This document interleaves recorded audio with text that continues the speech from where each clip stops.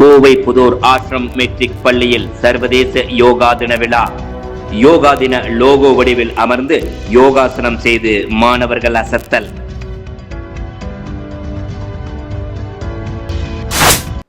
சர்வதேச யோகா தினத்தை முன்னிட்டு கோவை புதூரில் உள்ள ஆசிரம் மெட்ரிக் மேல்நிலைப் பள்ளியில் சிறப்பு யோகா நிகழ்ச்சி நடைபெற்றது.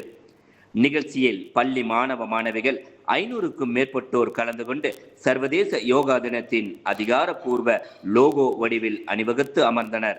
உடல் மற்றும் மன ஆரோக்கியத்தை மேம்படுத்துவதில் யோகாவின் முக்கியத்துவத்தை வலியுறுத்தும் வகையில் நடைபெற்ற இதில் மனிதன், இயற்கை மற்றும் ஆரோக்கியமான வாழ்க்கை முறைக்கு இடையேயான ஒற்றுமையை பிரதிபலிக்கும் சர்வதேச யோகா தின லோகோவின் வடிவத்திலேயே மாணவர்கள் அணிவகுத்து அமர்ந்தனர்.